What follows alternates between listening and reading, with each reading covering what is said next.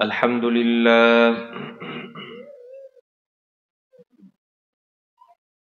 الحمد لله نحمده ونستعينه ونستغفره ونؤمن به ونتوكل عليه ونعوذ بالله من شرور أنفسنا ومن سيئات أعمالنا من يهده الله فلا مضل له ومن يضلله فلا هادي له ونشهد أن لا إله إلا الله وحده لا شريك له ونشهد أن سيدنا وسندنا وحبيبنا وطبيبنا وطبيب روحنا ومولانا محمدا عبد الله ورسوله الذي أرسله بالحق بشيرا ونذيرا وداعيا إلى الله بإذنه وسراجا منيرا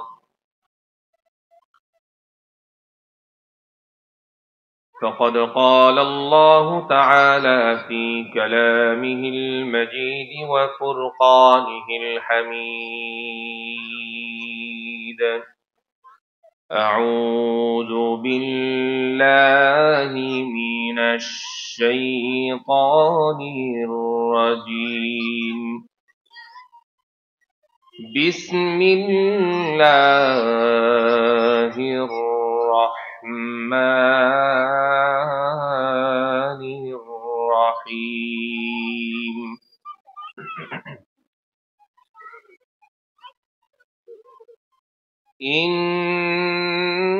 إنما أموالكم وأولادكم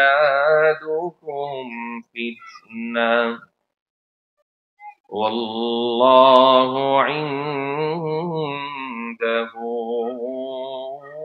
أجر عظيم وقال رسول الله صلى الله عليه وسلم كلكم راع وكلكم مسؤولون عن رعيته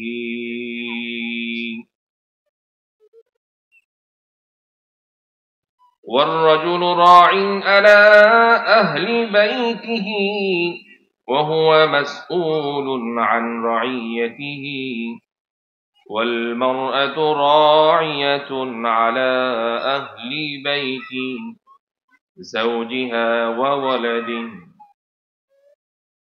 وهي مسؤولة عن رعيته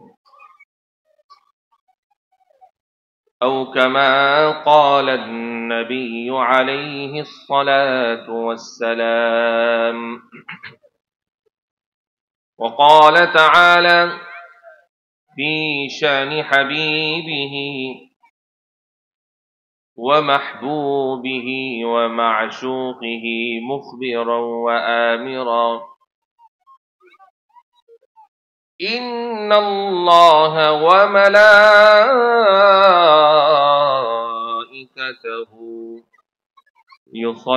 يصلون على النبي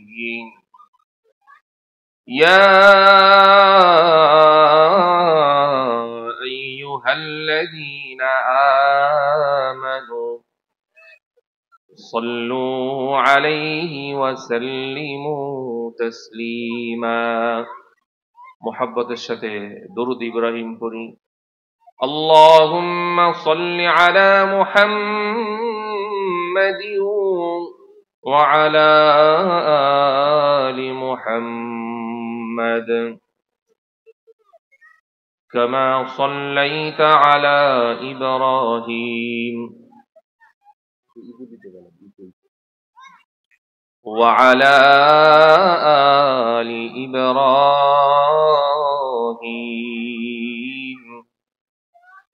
إنك حميد مجيد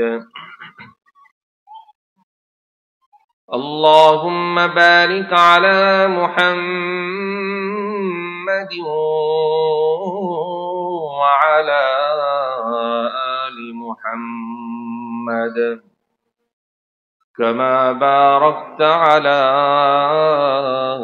إبراهيم وعلى آل إبراهيم إنك حميد مجيد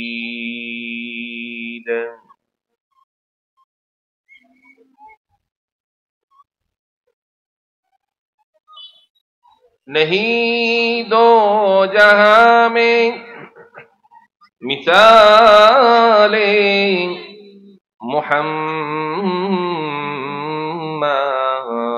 मुहम्मद नहीं दो जहां में मिसाले मुहम्मद जमाले खुदा है कमाले मुहम्मद बलगल उला बिकमालिही कशफद दुजा बिजमालिही हसनत जमीअ ख़िसालिही सल्लू अलैहि व आलिहि ये तेरी मेराज है ये तू लौह कलम तक पहुँचा और मेरी मेराज है कि मैं तेरे कदम तक पहुँचा बलगल उला बिकमालिही कशफद दुजा बिजमालिही हसनत जमीअ ख़िसालिही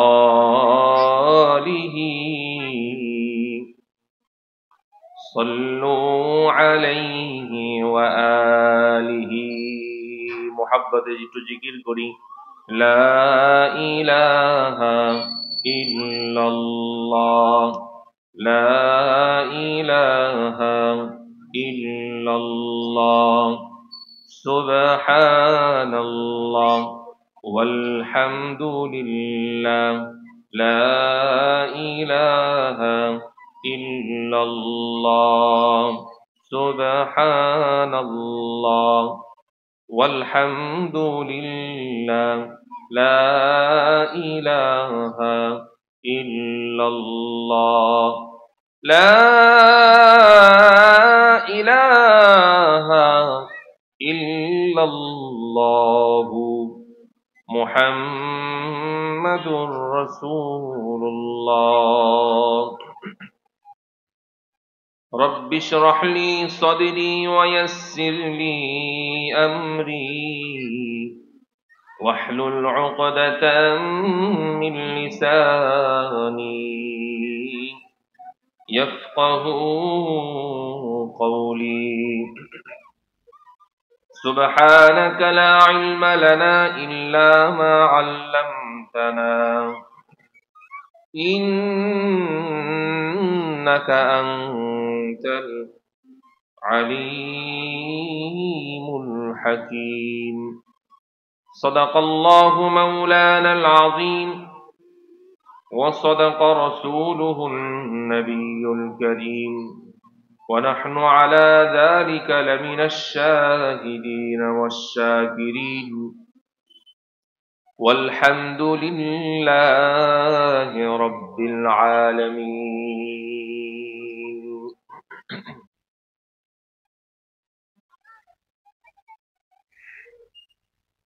এমার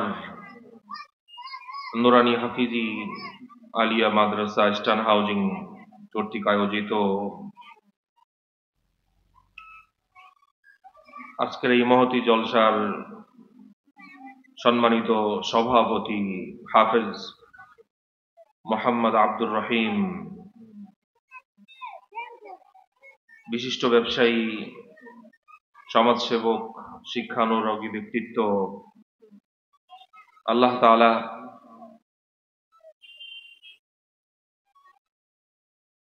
জনাব সভাপতি সাহেবের হায়াতের মধ্যে বরকত নসিব করেন, ব্যবসা বাণিজ্যের মধ্যে আল্লাহ তাআলা পরিপূর্ণ খায়ের বরকত নসিব করেন। আমন্ত্রিত ওলামা ইকরাম, সামনে উপবিষ্ট দ্বীন দরদি আল্লাহ তাআলার প্রিয় বান্দাগণ, পর্দার অন্তরালে অবস্থানরত মা ও বোনেরা, মাইকের আওয়াজ যতদূর পর্যন্ত পৌঁছতেছে সকলের জন্য রাসূলুল্লাহ সাল্লাল্লাহু আলাইহি ওয়াসাল্লামের শেখানো ভাষায় দোয়া করছি। আসসালামু আলাইকুম ওয়া রাহমাতুল্লাহি ওয়া বারাকাতুহু। শুরুতে আমরা শুকরগুজার হচ্ছি যে মহান মনিবের, যিনি আমাদেরকে দুনিয়ার সমস্ত ব্যস্ততা থেকে ফারেক করে জান্নাতের বাগানে একত্রিত হওয়ার তৌফিক দিয়েছেন। ইচ্ছা করলে সময়টাকে আমরা দুনিয়াবি বিভিন্ন কাজে, এমনকি বিভিন্ন গুনাহের কাজে, গীবত শেকায়েতের কাজে, অনর্থক যে কাজগুলো আল্লাহ রাব্বুল আলামিনের অত্যন্ত অপছন্দনীয়, এ ধরনের কাজে সময় ব্যয় করতে পারতাম।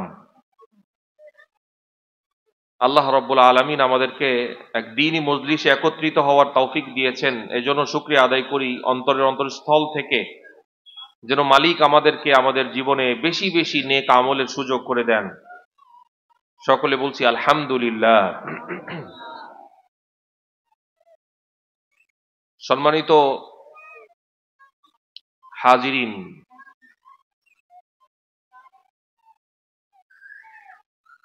আমরা দুনিয়ার এই জমিনে আল্লাহ রাব্বুল আলামিনের নগণ্য দাস। আমাদের সকলের মনিব আল্লাহ রাব্বুল আলামিন।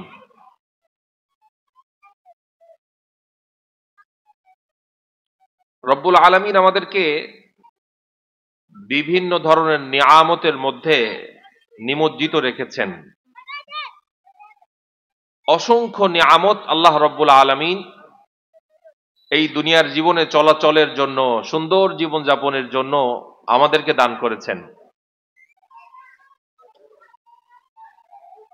আর এই নিয়ামতের শুকরগুজার হওয়ার জন্য আমাদেরকে ইরশাদ করেছেন। রব্বুল আলামিন বলেন, লাইন শাকারতুম লাযীদান্নাকুম ওয়া লাইন কাফারতুম ইন্না আযাবি লাশাদীদ।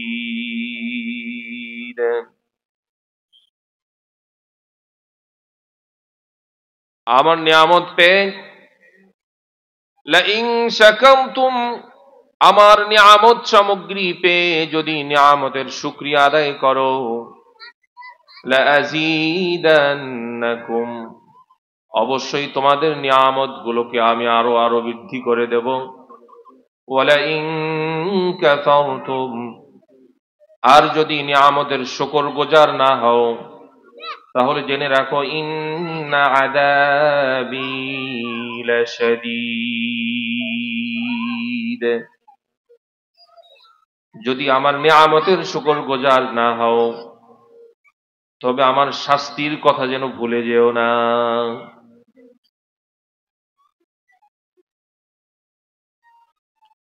আল্লাহ তাআলার অসংখ্য নিয়ামতের মধ্যে অত্যন্ত মোবারক এক নিয়ামত হলো সন্তান।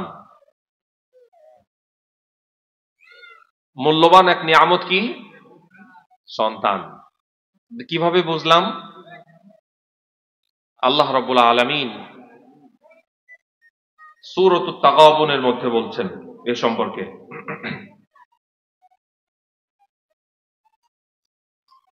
সূরাতুল আনফালের 28 নম্বর আয়াতে আল্লাহ রাব্বুল আলামিন বলছেন, ওয়া'লামু আন্নামা আমওয়ালুকুম ওয়া আওলাদুকুম ফিতনাহ ওয়াল্লাহু ইনদাহু আজরুন আযীম। মানব মণ্ডলী জেনে রাখো, নিশ্চয়ই তোমাদের সন্তান সন্ততি এবং তোমাদের সম্পদ তোমাদের জন্য পরীক্ষা স্বরূপ। এই নিয়ামতগুলো তোমাদেরকে পরীক্ষা করার জন্য আমি দান করেছি। ওয়াল্লাহু ইনদাহু আজরুন আযীম। আর জেনে রাখো, এই নিয়ামতের যদি সৎ ব্যবহার করতে পারো তবে আল্লাহ তাআলার নিকটে মহা পুরস্কার তোমাদের জন্য অপেক্ষা করতেছে। সুবহানাল্লাহ।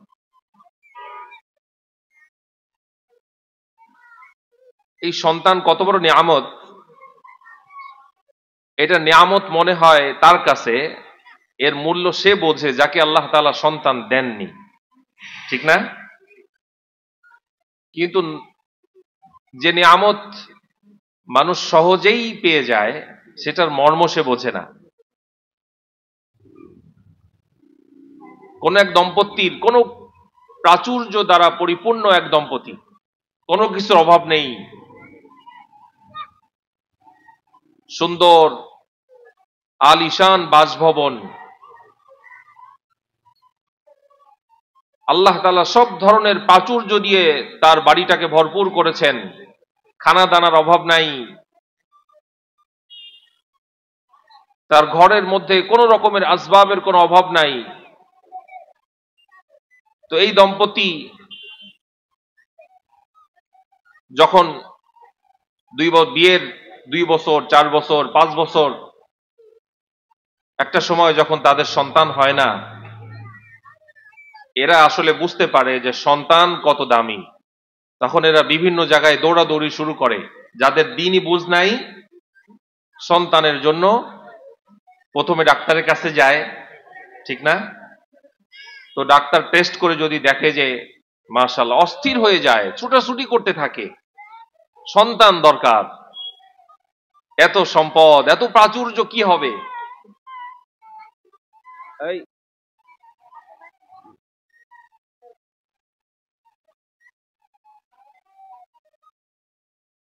তো সন্তান আল্লাহ তাআলা যাদেরকে দেন নাই তারা এর মূল্য বুঝতে পারে, সন্তান কত মূল্যবান।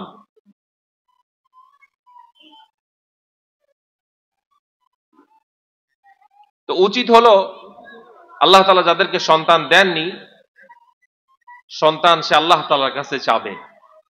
হযরতে জাকারিয়া আলাইহিস সালাম বৃদ্ধ বয়স পর্যন্ত উপনীত হয়েছেন, সন্তান হচ্ছিল না। আল্লাহ তাআলার কাছে হযরত জাকারিয়া আলাইহিস সালাম এভাবে দোয়া করতেছিলেন, ওয়া জাকারিয়া ইয নাদা রাব্বাহু রাব্বি লা তাযারনি ফারদান ওয়া আনতা খায়রুল ওয়ারিসিন। হযরত জাকারিয়া আলাইহিস সালাম রব্বুল আলামিনের কাছে দোয়া করতেছিলেন, ও আল্লাহ, রব্বি, ও আমার প্রভু, লা তাযারনি ফারদান, আপনি আমাকে একা একই ছেড়ে দিয়েন না, এমন যেন না হয় আমি দুনিয়া থেকে বিদায় নেব আর আমার জন্য দোয়া করার মতো কেউ দুনিয়ার জমিনে অবশিষ্ট থাকবে না। আমার কবরের আযাব বন্ধ করার জন্য আপনার কাছে দরখাস্ত করার কেউ দুনিয়ায় জীবিত থাকবে না, এমনটি যেন না হয়। রব্বি লা তাযারনি ফারদান, ও মালিক আপনি আমাকে একাকী ছেড়ে দিয়েন না।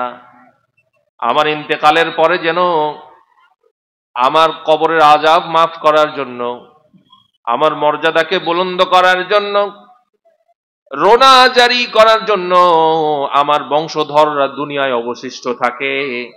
ওয়া আনতা খায়রুল ওয়ারিসিন, নিশ্চয়ই আপনি উত্তম ওয়ারিস বানানেওয়ালা।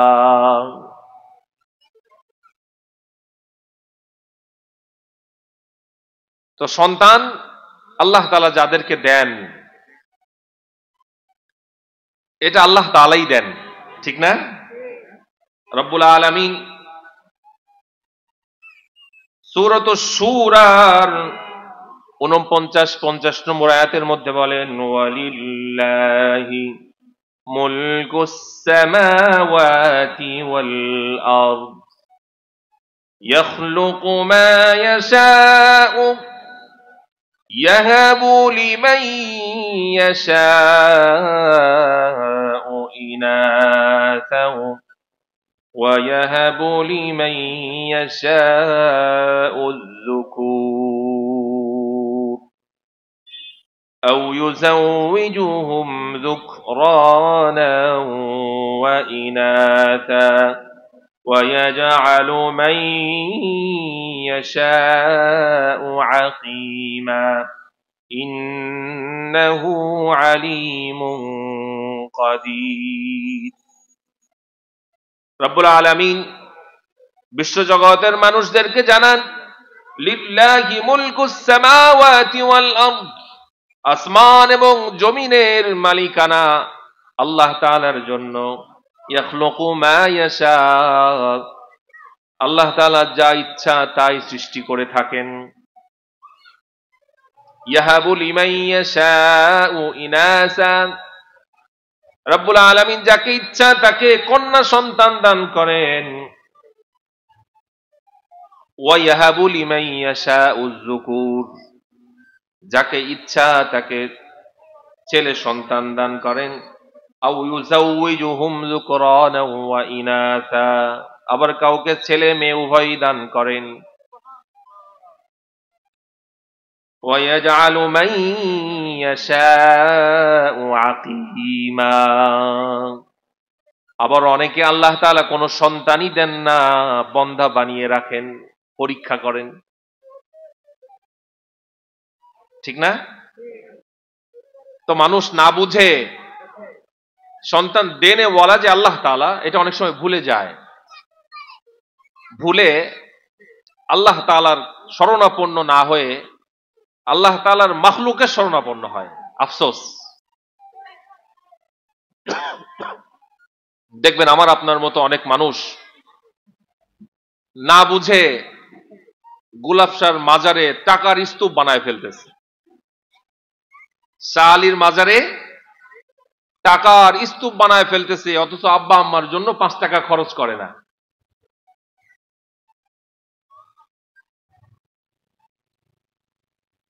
আপনি বলেন তো, মাজারে যে টাকার স্তূপ, এখানে এই টাকাটা কি কাজে লাগবে? আপনি একটু ঠান্ডা মাথায় চিন্তা করেন তো। গোলাপ শাহের মাজারে টাকার স্তূপ, 500 টাকা, বড় বড় নোট, অনেক সব বিদেশি টাকাও পড়ে। এই টাকাটা কি কাজে লাগবে? এটা কি একটু চিন্তা করছেন?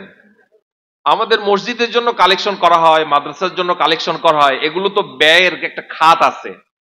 যেমন আল মদিনা মসজিদের এখনো প্রায় 7-8 কোটি টাকার কাজ বাকি, তারপরেও মনে হয় এটা ফিনিশিং দিয়ে অসম্ভব হবে না, ঠিক না? আরো বেশি প্রয়োজন। আমি আমার ছোট জ্ঞানে ছোট্ট করে আইডিয়া করে বললাম। আপনি বলেন তো, আপনি গোলাপ শাহের মাজারে আরো দুনিয়ার শাহজালাল রহমতুল্লাহ আলাই আল্লাহ তাআলা যেন ওনাদের কবরকে, ওনাদের মর্যাদাকে আরো বুলন্দ করে দেন। ওনাদের ওসিলায় আমরা দিন পেয়েছি, ঠিক না?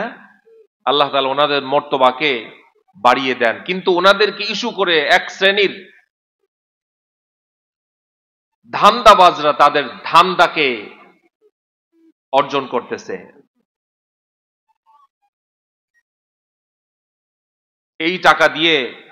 এই টাকাগুলো দিয়ে তারা মদ গাঁজা খাচ্ছে, বাজে কাজে ব্যয় করতেছে। কারণ এই টাকা তো কষ্ট করে তার উপার্জন করতে হয়নি। তো যাদের আল্লাহ তাআলা সন্তান দেন না, তাদের হযরত ইব্রাহিম আলাইহিস সালামের মতো অপেক্ষা করা উচিত। তাফসীরের কিতাবের মধ্যে এসেছে ইব্রাহিম আলাইহিস সালামের সন্তান হচ্ছিল না। হযরত জাকারিয়া আলাইহিস সালামের সন্তান আল্লাহ তাআলা পুরা বিশ্ববাসীর জন্য মেসেজ স্বরূপ আল্লাহ তাআলা আমাদের সামনে ইতিহাস রেখেছেন যে সন্তান না হলেও এদিক সেদিক দৌড়াদৌড়ি করো না, আমার কাছে চাইতে থাকো। হযরত ইব্রাহিম আলাইহিস সালাম বলেন, রব্বি হাবলি মিনাস সালিহিন, রব্বি হাবলি মিনাস সালিহিন, ও মালিক আমাকে নেককার সন্তান দেন। তাফসীরের কিতাবে আসছে ৮৬ বছর বয়সে হযরত ইব্রাহিম আলাইহিস সালামেরকে আল্লাহ তাআলা সন্তান দান করছে। হযরত জাকারিয়া আলাইহিস সালামের ৮৯ বছর বয়সে সন্তান হয়েছে। আল্লাহ তাআলা এই ঘটনাগুলো দ্বারা বিশ্ববাসীর কাছে একটা মেসেজ দিয়েছেন যে সন্তান হওয়ার জন্য নির্দিষ্ট কোনো বয়স লাগে না, আর সন্তান আমার হুকুমেই হয়। কোন মাখলুকের কাছে দৌড়াদৌড়ি করো না, কেউ তোমাদেরকে সন্তান দিতে পারবে না। কোন বাবা, তালা বাবা, আলী বাবা, গোলাপ বাবা, কোন বাবাই তোমাদেরকে সন্তান দেওয়ার ক্ষমতা রাখে না। তবে আল্লাহ তাআলা যাদেরকে সন্তান দিয়েছেন সেই সন্তানের মাধ্যমে জান্নাত কামাই করতে হবে, এটা আমাদের দায়িত্ব। আল্লাহ রাব্বুল আলামিন বলেন, ইন্নামা আমওয়ালুকুম ওয়া আওলাদুকুম ফিতনা, নিশ্চয়ই তোমাদেরকে সন্তান দিয়েছি, সম্পদ দিয়েছি পরীক্ষা নেওয়ার জন্য। যদি এগুলোর সুষ্ঠু ব্যবহার করতে পারো তবে জেনে রাখো আল্লাহু ইনদাহু আজরুন আযীম। যদি সৎ ব্যবহার করতে পারো এদের কারণে মহা পুরস্কারের অধিকারী তুমি হয়ে যাবা। আল্লাহ তাআলা আমাদের যাদেরকে সন্তান দিয়েছেন, আমরা আজকে আলোচনা করতে চাই সন্তানের হক সম্পর্কে। আমরা কিন্তু এটা সবাই আশা করি যে সন্তান, আমরা যখন দুর্বল হয়ে যাব আমাদের সন্তানেরা আমাদের হক আদায় করবে, আমাদের খোঁজ খবর নেবে, এটা আমরা আশা করি না? আমরা কি শেষ বয়সে বৃদ্ধাশ্রমে যাওয়ার আশা কেউ করি বলেন তো? করি? কি আশা করি? যে আমাদের সন্তানেরা আমাদের অসহায় অবস্থায় আমাদের খোঁজ খবর নেবে, আমাদের সুখে দুঃখে আমাদের পাশে থাকবে। এটা আমরা সবাই আশা করি, ঠিক না? অনেক সময় আমাদের সমাজে বিপরীত ঘটনাও কিন্তু ঘটে। বলে যে বাবা তার সর্বোচ্চ উজাড় করে দিয়েছে সন্তানের জন্য, সন্তানকে প্রতিষ্ঠিত করার জন্য। এক পর্যায়ে ফাইনালি এই বাবার আশ্রয়স্থল হয়েছে বৃদ্ধাশ্রম। এরকম আছে না আমাদের সমাজে? আল্লাহ তাআলা আমাদের সবাইকে হেফাজত করেন। এটার জন্য কে দায়ী জানেন?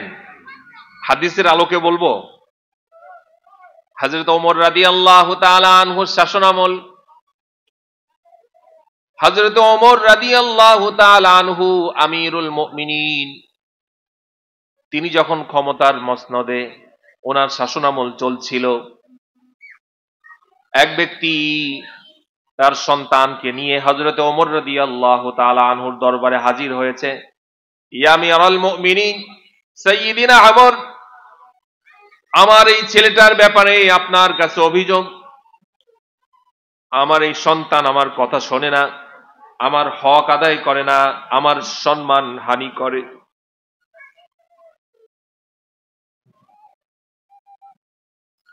হযরত ওমর রাদিয়াল্লাহু তাআলা ছেলেটাকে জিজ্ঞাসা করলেন,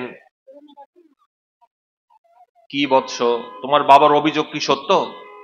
তোমার বাবার অভিযোগ সত্য। ছেলেটা ছিল খুব বিচক্ষণ। ছেলেটা বলছে, ইয়া আমিরুল মুমিনিন, শরীয়তের দৃষ্টিতে সন্তান বাবার হক আদায় করবে, শুধু কি এটাই নির্ধারণ করা হয়েছে, নাকি বাবাও সন্তানের কিছু হক আদায় করার ব্যাপারে শরীয়তের নির্দেশনা আছে? বলেন তো। এই ছেলে হযরত ওমর রাদিয়াল্লাহু তাআলা আনহুকে প্রশ্ন করে বসছে। হযরত ওমর রাদিয়াল্লাহু তাআলা আনহু বলেন, অবশ্যই সন্তানের হক আদায় করার বাবা মার জন্য ওয়াজিব। সন্তান, বাবা মার কিছু হক রয়েছে, সন্তানের কিছু হক রয়েছে বাবা মার উপরে। যুবক বলে, আমি জানতে চাই কি কি হক। হযরত ওমর রাদিয়াল্লাহু তাআলা আনহু তিনটি হকের কথা বলেছিলেন, এই রিওয়ায়াতের মধ্যে পাওয়া যায়। এক নম্বর, হযরত ওমর রাদিয়াল্লাহু তাআলা বললেন, সন্তানের প্রথম হক হলো, যেটা বাবা মা আদায় করবে একজন বাবার উপরে, সন্তানের জন্য উত্তম মায়ের ব্যবস্থা করা। আচ্ছা, আজান হোক, আমরা আজানের জবাব দিই ইনশাআল্লাহ। আল্লাহু আলা মুহাম্মাদ। করণীয় হলো দরুদ শরীফ পড়া। হ্যাঁ, দ্বিতীয়ত আজানের দোয়া পড়া। আল্লাহুম্মা رب هذه الدعوة التامة الصلاة القائمة آت محمدا الوسيلة والفضيلة والدرجة الرفيعة وبعثه مقاما محمودا الذي وعدته إنك لا تخلف الميعاد। এরপরে আরেকটা দোয়া পড়া, রদিতু বিল্লাহি রাব্বান ওয়া বিল ইসলামি দীনান ওয়া বিমুহাম্মাদিন সাল্লাল্লাহু আলাইহি ওয়াসাল্লাম নবিয়্যা ওয়া রাসূলা। হুজুর সাল্লাল্লাহু আলাইহি ওয়াসাল্লাম বলেন, কেউ যদি আজানের পরিপূর্ণ জবাব দেয় আর আজান শেষ হলে এই তিনটা আমল করে, তো এই ব্যক্তির, মুয়াজ্জিন সাহেবের আজান শুনে যত মানুষ নামাজে শরীক হবে, আল্লাহ তাআলা ওই ব্যক্তির আমল নামায় সব মানুষগুলোর কবুল নামাজের সওয়াব দান করবেন। সুবহানাল্লাহ। এই জন্য আজানকে উপেক্ষা করা উচিত না। আজান হলে আজানের জবাব দেওয়া উচিত খুব গুরুত্ব সহকারে। আমরা তো আখিরাত কামাইয়ের জন্য দুনিয়াতে এসেছি, ঠিক না? যা হোক, আমরা আলোচনা করছিলাম হযরত ওমর রাদিয়াল্লাহু তাআলা আনহু এই ছেলেটার এই প্রশ্নে বললেন যে, বাবা মার যেমন হক রয়েছে তোমার উপরে, ঠিক তোমার উপরেও তোমার বাবা মার হক রয়েছে।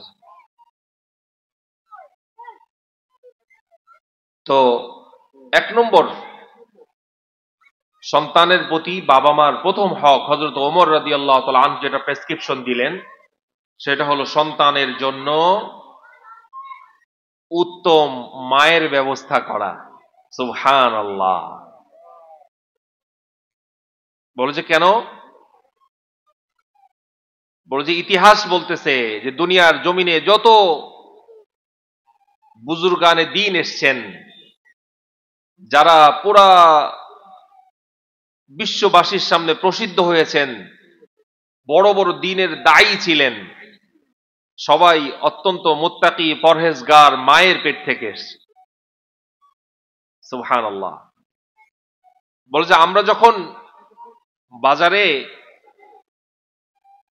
আসলে আমি তো গ্রামের মানুষ, এই জন্য গ্রামের উদাহরণ দিচ্ছি। আমরা যখন গ্রামে দুধের গরু কিনতে যাই, দুধের গরু, তখন কিন্তু আমরা ওই গরুটার মায়ের খোঁজ নেই যে ওর মায়ের কয় লিটার দুধ হইতো, ঠিক না?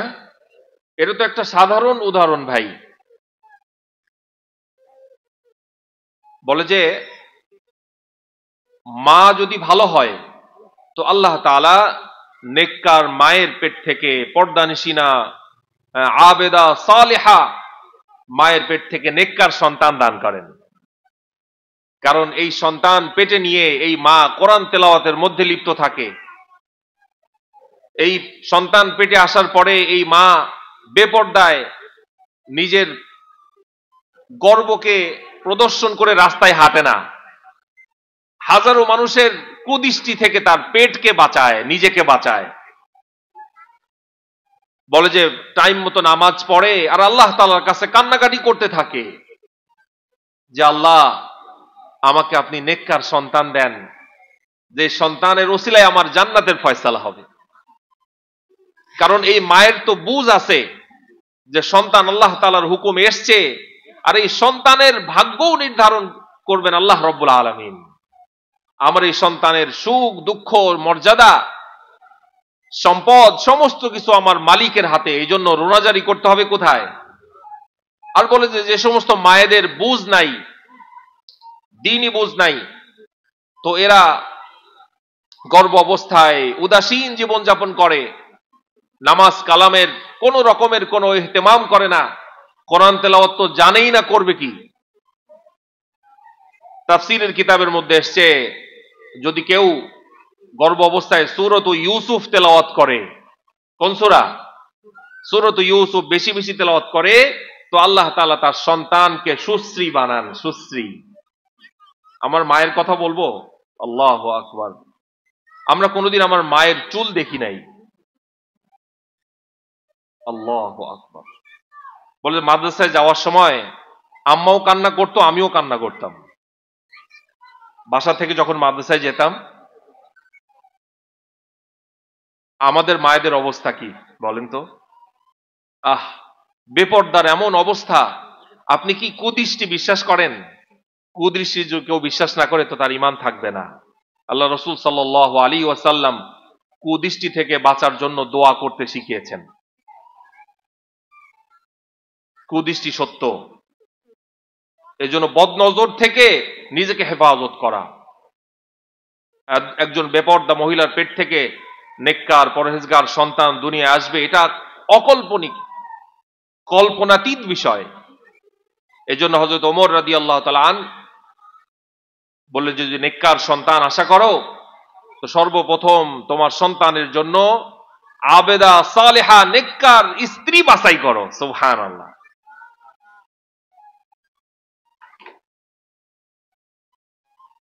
দ্বিতীয় নম্বর, সন্তানের প্রতি বাবা মার যে হক, হযরত ওমর রাদিয়াল্লাহু তাআলা আনহু দ্বিতীয় প্রেসক্রিপশন দিলেন,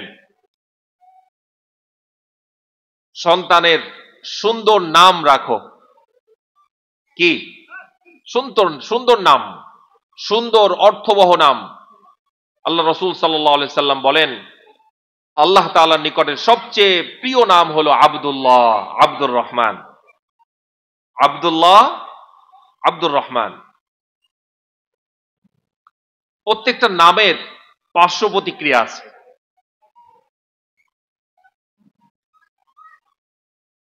আমরা আমাদের সমাজে আমাদের সন্তানদের নাম রাখি, নাম রাখার ক্ষেত্রে সুন্দর অর্থের দিকে তো খেয়াল করিই না, বরং পশ্চিমাদেরকে ফলো করি। ফলশ্রুতিতে এমন অবস্থা হয় এই সন্তানের কারণে আমার পুরা জীবন দুঃখ কষ্টে জর্জরিত হয়। এই সন্তানের কারণে সন্তানের হক আদায় করি না।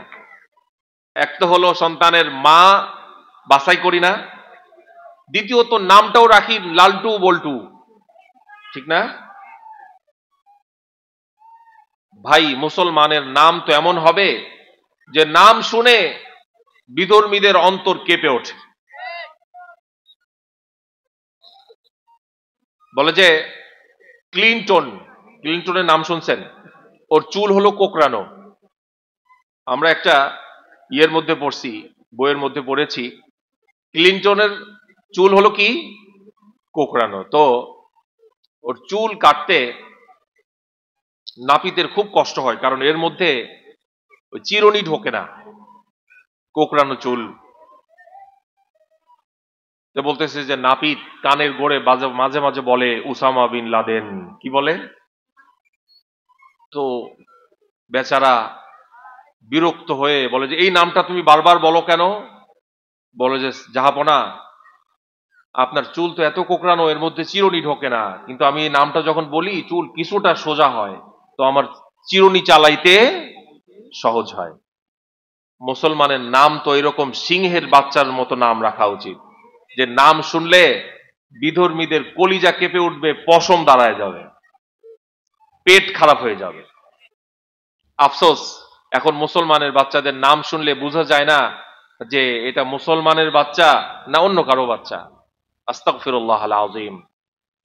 বলে যে ছাগলের পালের ভিতরে বাঘের বাচ্চা ঘাস খাইতেছে, এরকম অবস্থা হয়ে গেছে। বাঘের বাচ্চা, আপনি কোন ওলামা একরাম দেখছেন ভাই নাম রাজীব? রাজীব এমন একটা নাম, এটার সাথে ঘোষও যায়, রাজীব ঘোষ। চয়ন আছে না, অহম, আয় হায়, বাতাস, আকাশ, এগুলো কি মুসলমানের নাম? আস্তাগফিরুল্লাহ আল আযীম। প্রত্যেকটা নামের একটা প্রতিক্রিয়া আছে। কেমন প্রতিক্রিয়া? রাসূলুল্লাহ সাল্লাল্লাহু আলাইহি ওয়াসাল্লামের দরবারে যখন কেউ আসতো কোন সমস্যা নিয়ে, তো হুজুর প্রথমেই বলতেন তোমার নাম কি? হাদিস, এই শিক্ষা আমরা রাসূলুল্লাহ সাল্লাল্লাহু আলাইহি ওয়াসাল্লাম থেকে পেয়েছি। হুজুর বলতেন তোমার নাম কি? তো নামটা যদি পছন্দ না হতো তো হুজুর নাম চেঞ্জ করে দিতেন। হযরত আশরাফ আলী থানভী রহমতুল্লাহ আলী বলেন যে ওনার দরবারে এক লোক এসছে সন্তানের ব্যাপারে দোয়া চাইতে।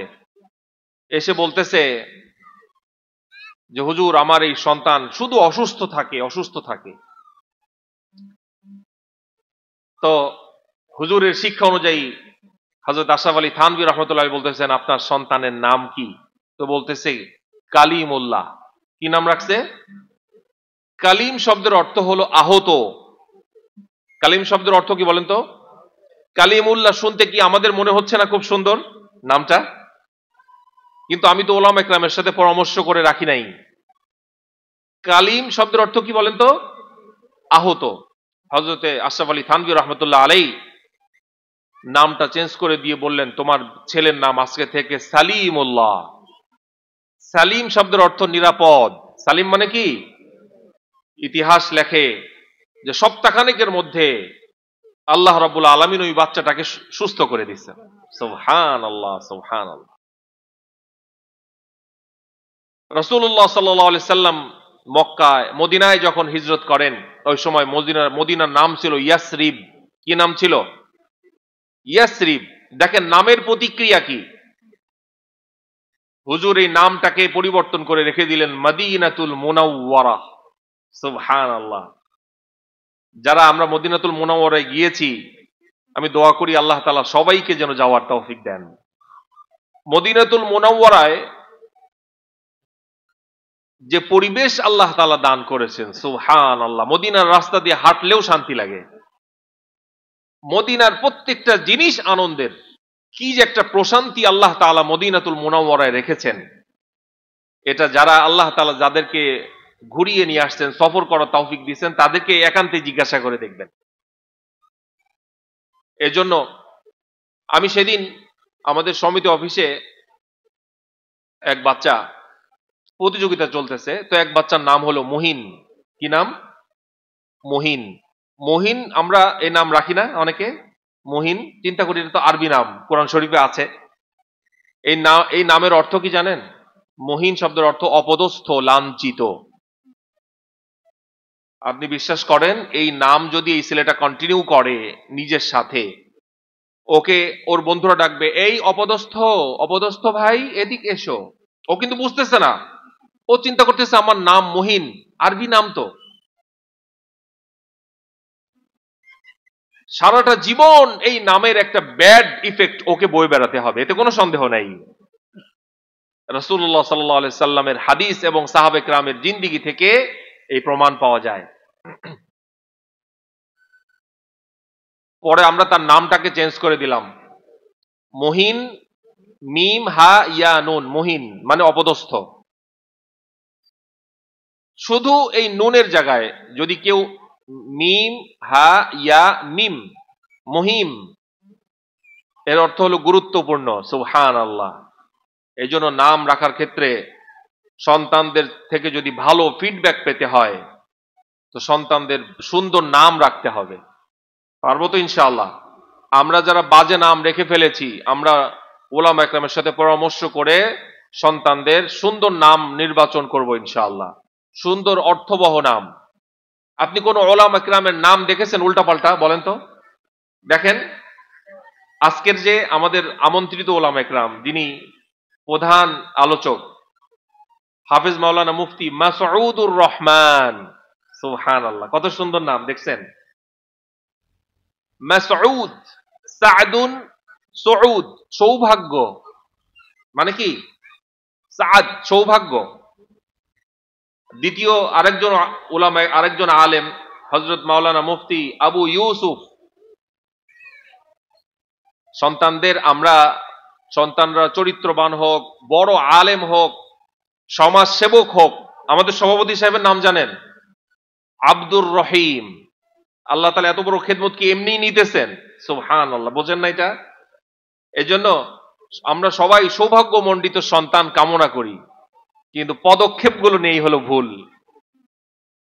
আমরা যারা ভুল করে ফেলেছি, আমাদের পরবর্তী জেনারেশনের জন্য যেন এই ভুল আমাদের না হয়। আমাদের ছেলেদের জন্য বউ নির্বাচন করব দিনদার, আবেদা, সালেহা। নাতি নাতনিদের নাম রাখবো সুন্দর সুন্দর নাম।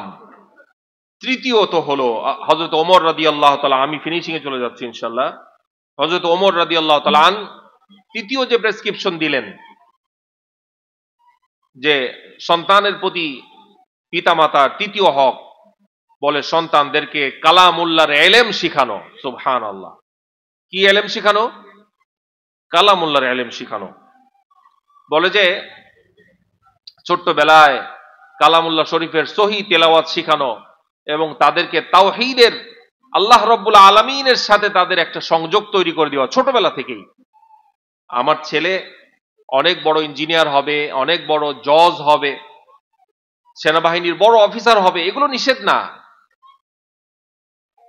কিন্তু আল্লাহ রাব্বুল আলামিনের সাথে তার কানেকশন করে দিতে হবে। তাওহীদের বার্তা তার কানে শুরু থেকেই দিয়ে দিতে হবে। এই জন্য সুন্নাত হলো, বাচ্চা যখন জন্মগ্রহণ করে রাসূলুল্লাহ সাল্লাল্লাহু আলাইহি ওয়াসাল্লাম এই নবজাতক শিশুর কানে আযান দেওয়ার ব্যাপারে আমাদেরকে নির্দেশ করেছেন। বলে যে ওর পৃথিবীতে আসার পরে ওর জীবনের শুরুটাই হবে তাওহীদ দিয়ে। সুবহানাল্লাহ। এই জন্য সন্তান জন্মগ্রহণ করলে ওদের কানে আযান দেওয়া, এটা সুন্নাত। এটা ভুল করবেন না ইনশাআল্লাহ। হুবহু আযান, আল্লাহু আকবার, আল্লাহু আকবার। এই বাচ্চাকে আমরা বলতেছি যে আল্লাহ তাআলা বড়, আল্লাহ তাআলা বড়। ও আল্লাহর বান্দা, তুমি তো দুনিয়াতে আসছো আজকে, ও কিচ্ছু বোঝে না, তবে ওর সাথে ফেরেশতারা ওকে ঠিকই এই প্রেসক্রিপশন দিয়ে দিচ্ছে যে আল্লাহ তাআলার বড়ত্বের কথা বলা হচ্ছে। এতটুকু শুনলেই ফায়দা। আল্লাহ তাআলা সবচেয়ে বড়। আশহাদু আল্লা ইলাহা ইল্লাল্লাহ, সাক্ষ্য দিচ্ছি যে আল্লাহ তাআলা ছাড়া আর কোনো ইলাহ নাই।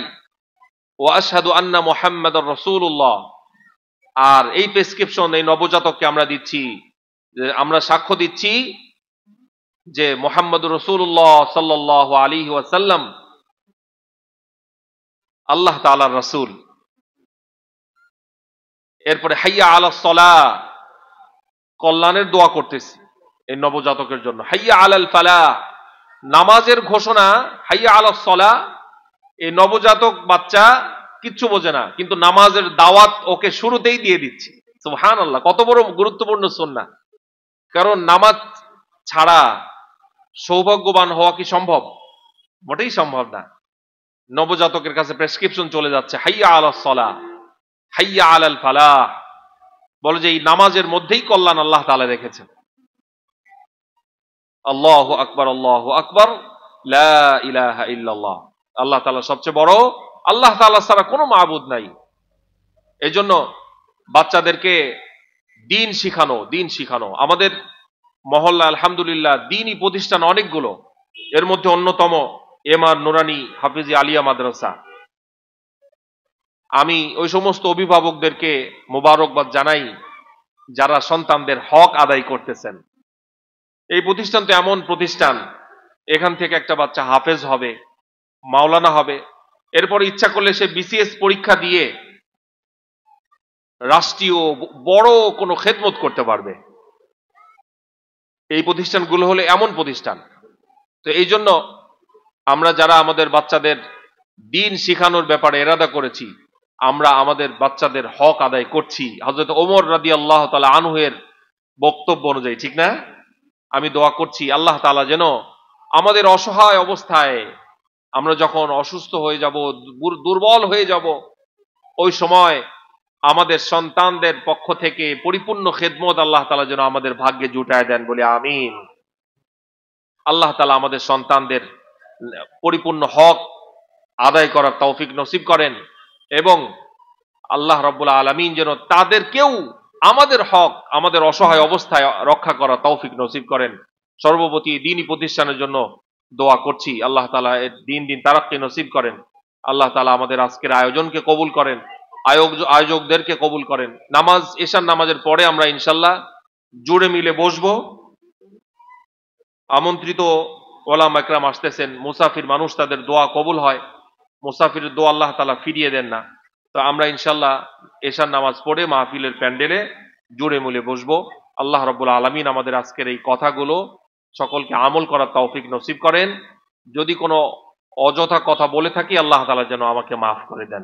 ওয়া মা আলাইনা ইল্লাল বালাগ। আসসালামু আলাইকুম ওয়া রাহমাতুল্লাহি তাআলা ওয়া বারাকাতুহু।